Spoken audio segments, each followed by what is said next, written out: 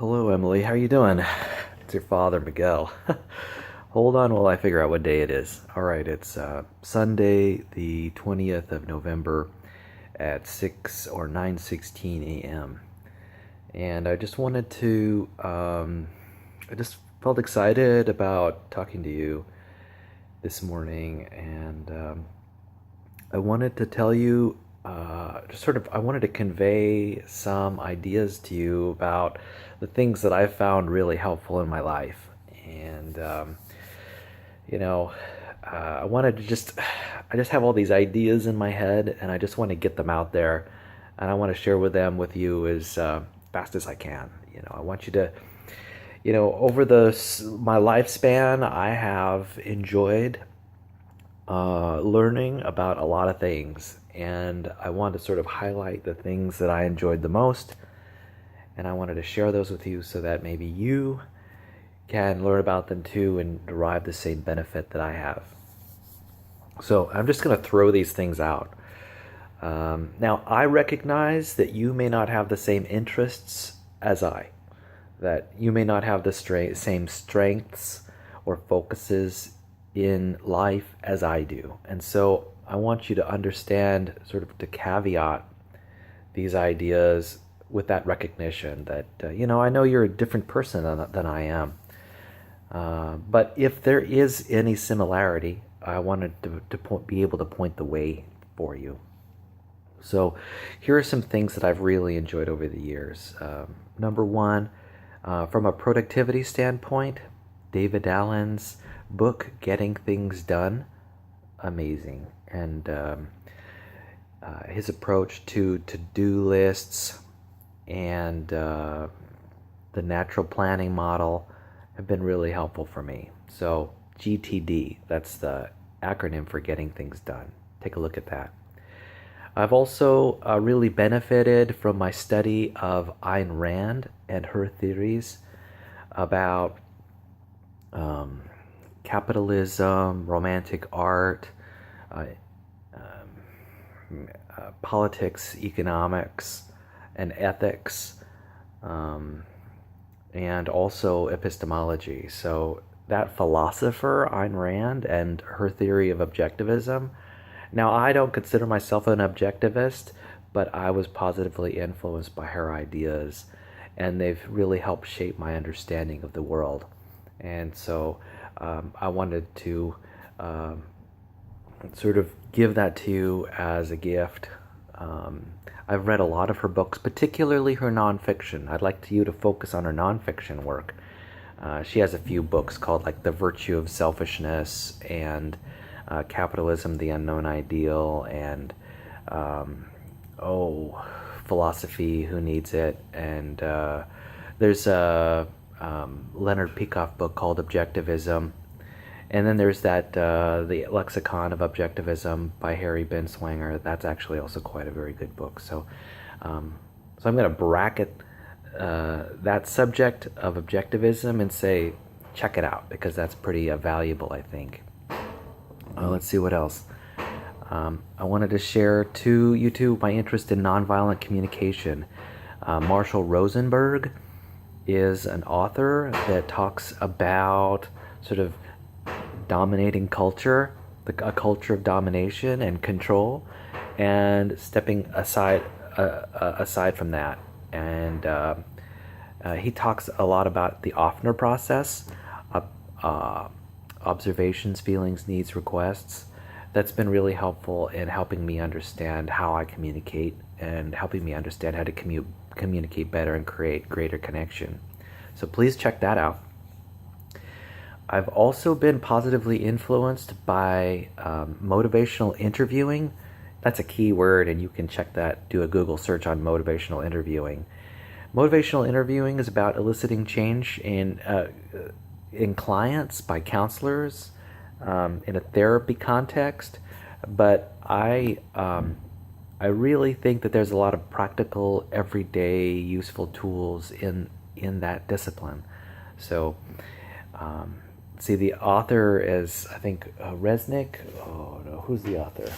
Oh golly, I don't know who the author is, but you can do a a keyword search for motivational interviewing and you'll find it. I'm about halfway through the book of the third edition, and I'm really, really enjoying it. So that's another subject I wanted to share with you. Other things that I've really gained benefit from are ideas, for example, for ideas like the bullet journal. You can go to bulletjournaloneword.com and learn about how to create a journal that's very flexible and useful for both work and home.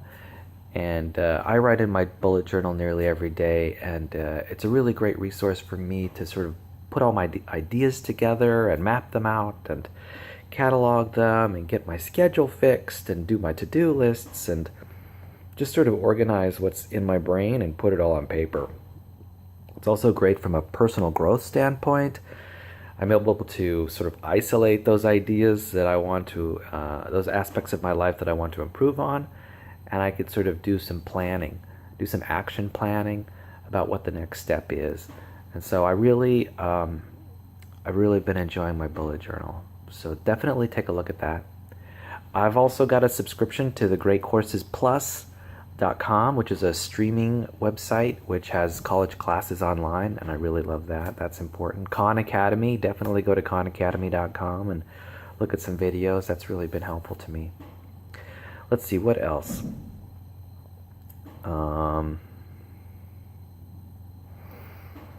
Learning about philosophy and psychology, and let's see, I'm trying to think of other things that have really helped me in my life and just sort of boosted me to a higher level. Nathaniel Branden books, he's a self-help author. I've gotten a lot of benefit from him. He's the originator and popularizer of the self-esteem movement in the 1970s and 1980s. Yeah. Anything related to cognitive behavioral therapy, anything written by Aaron T. Beck, certainly anything written by Albert Ellis. Albert Ellis in particular, I know these books I'm referencing are books out of the 1950s and maybe early 1960s, but they are fantastic references. I highly suggest Albert Ellis. He's one of my heroes, and he's the one who talks a lot about the ABC theory of rational emotive behavioral therapy, and he's talks a lot about shoulds and musts and musts, shoulds, coulds, and musts, and have tos. Really great resource. Let's see what else. A useful twist on thinking is an author named Byron Katie, which I've enjoyed over the years. I've pretty much read all of her books. But she can be confusing. I don't recommend you read her until you reach a point where you're able to accept a lot of ambiguity in the things that you read, which may not be ever. So, let's see, what else? What else has really impacted me positively in my life? A lot of life is just habits and practices. They're habits that you develop over time. For example, I go to a few book clubs. I still take college courses just to keep my brain sharp and to keep learning about the world around me.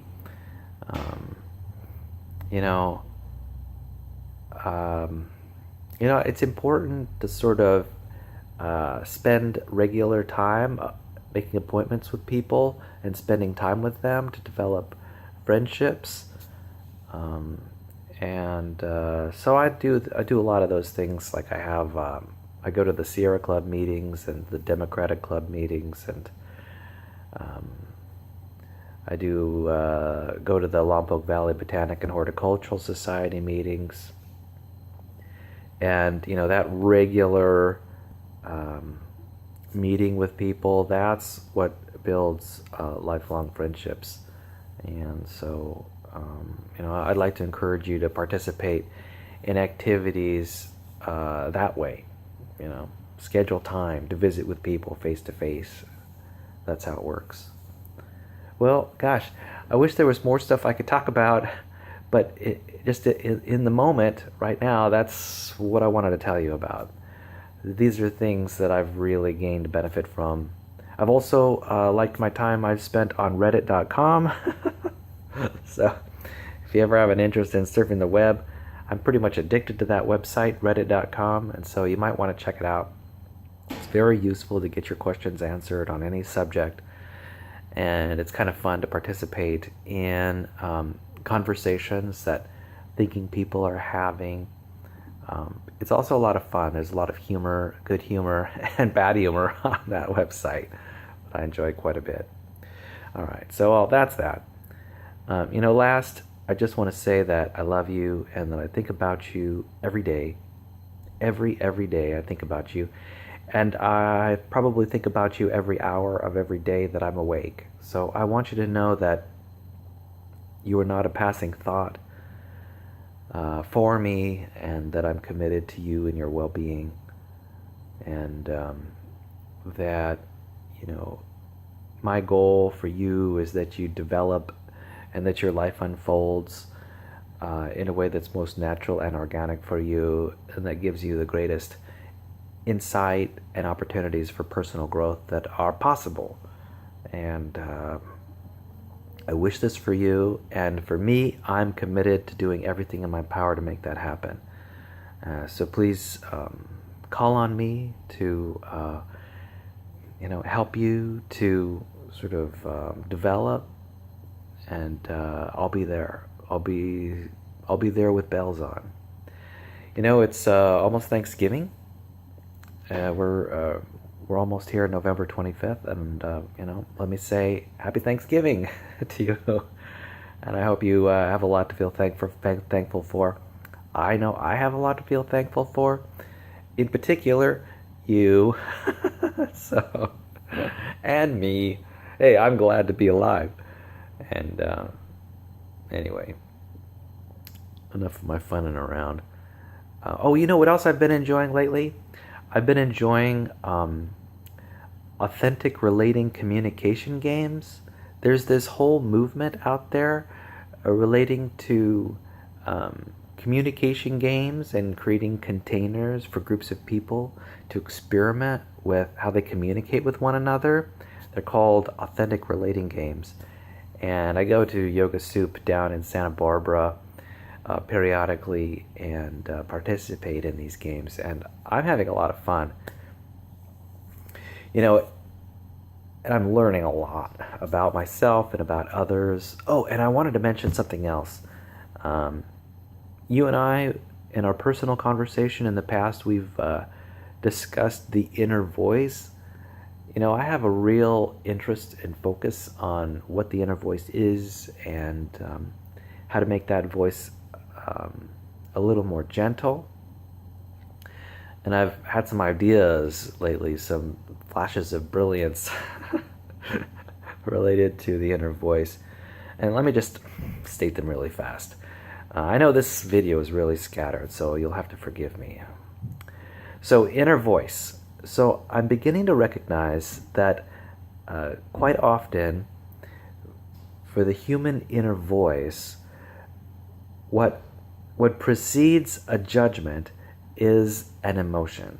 And what precedes that emotion is often an image or a phrase that elicits the emotion.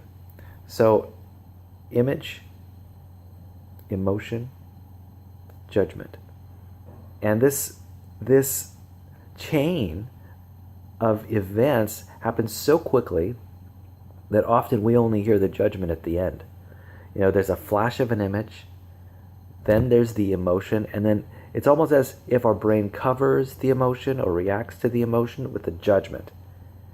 And I think human beings end up hearing these judgments in their inner voice all the time.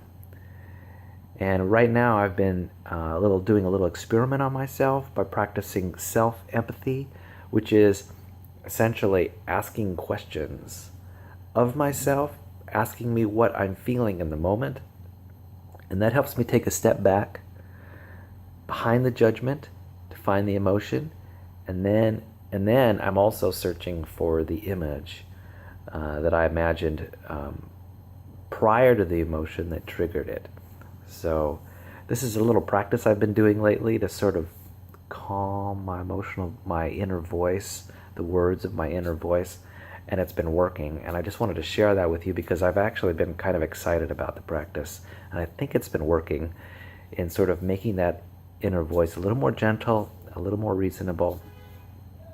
And I think practicing self-empathy and self-compassion are valuable skills, and I wanted to pass along these skills that I'm developing to you because I care about you, and I care about your emotional well-being, and I care about your happiness, long-term and short-term. So anyway, I'm going to say goodbye right now, and thanks for being there, and I'll talk to you again in my letters, and I'll continue to make more videos.